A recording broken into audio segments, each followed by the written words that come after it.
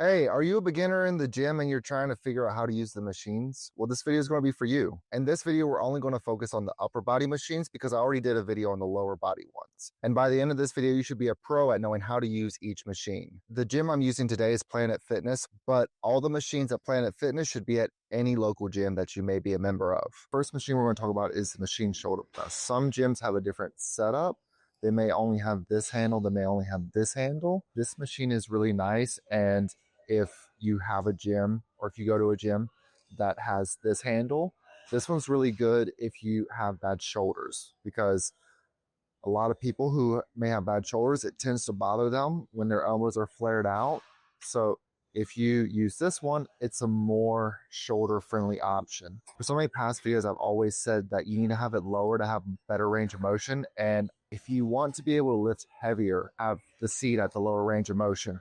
That way you don't have to go down as far, but ideally you do want a better range of motion. So if you can have it higher, that gives you a better stretch in the shoulders.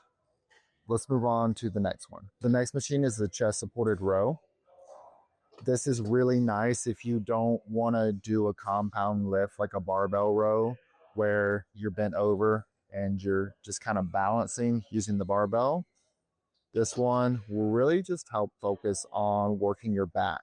And with your body being able to press into the pad, you really can lift some pretty heavy weight using this. Some row machines will have the handles where you can do a prone grip, and some, like this one, only have the neutral grip. The prone grip is nice because it gives you a few more options. You can kind of go out wide and work a little bit more in between the shoulder blades compared to this one where the lats might be a little bit more engaged, but both still do work on that scapular retraction. Pretty much, it's a simple movement. You want to press your body into the pad and bring it come up like this.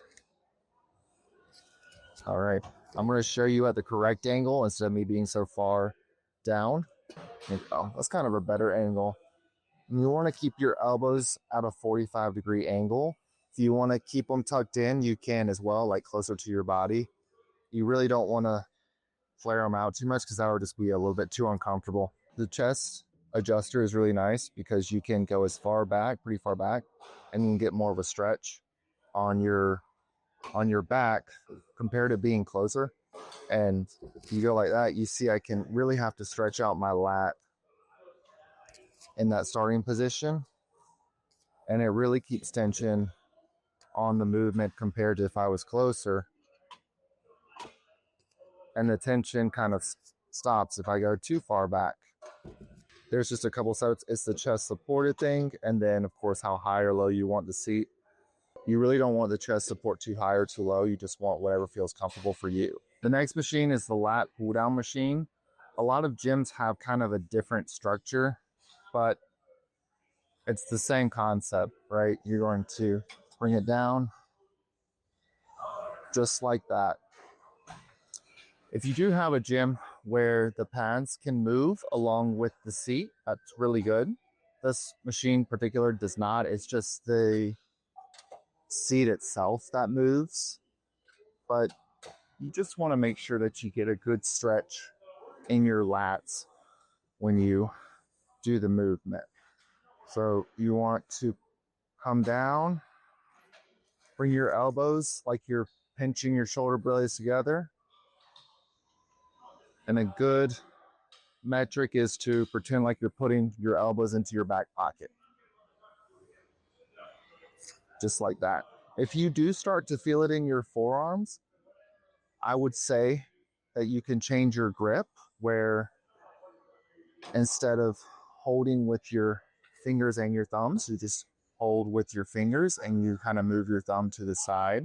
Let's move on to the next one. Our second most common chest machine is the pec deck.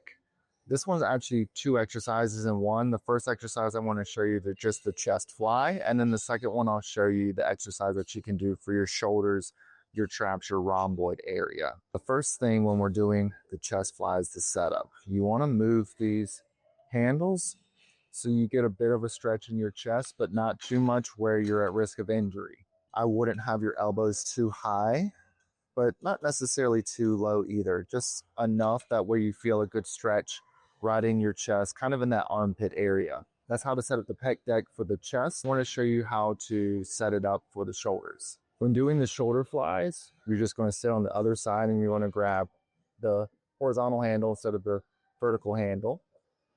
And you're just going to bring it out and back. You want to have your arms relaxed about this angle or a little bit lower instead of kind of up here. It may feel kind of uncomfortable. It may feel uncomfortable to you. Want to make it a little bit more advanced. What you can do is you can do these one at a time compared to doing both at the same time. And how you'll do that is you'll sit on one side like this, face the camera, face you, and you're just gonna swing it out and back. I would suggest trying it out and see how it feels for you. Let's move on to the next one. Our next machine is the machine chest press. It's a really simple setup for this one as well. You're honestly just moving the seat higher up or further down.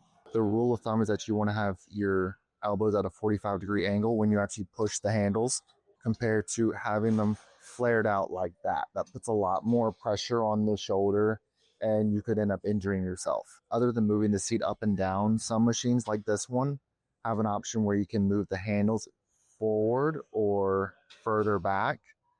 And if you have bad shoulders, I would suggest moving it forward. If you have good shoulders, you can move the handles further back and you get more of a stretch in your chest. Let's move on to some of the arm machines. The next machine is the tricep extension machine. This one looks a little complicated, but what you will focus in on is this muscle right here. And I think that's a good cue if you're just starting out in the gym to know where you're feeling each muscle. Move the seat either further up or further down. A lot of these machines will have a pivot point to show you where your elbow should be, which is really nice kind of guidance that you can have. You want to think that you're pressing your triceps into the pad while you're going down.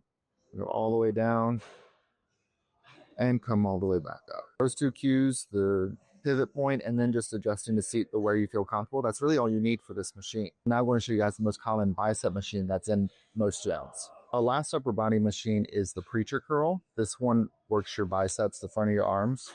And you're just going to come up and come down. And then you can kind of go stand up to set it back down. Just like the tricep extension, it does have pivot points as well.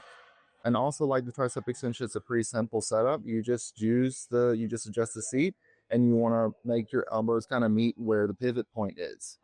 That's all the upper body machines that should be in most commercial gyms. If you'd like me to do a video on all the upper body machines, let me know in the comments down below. But other than that, I'll see you guys in the next video.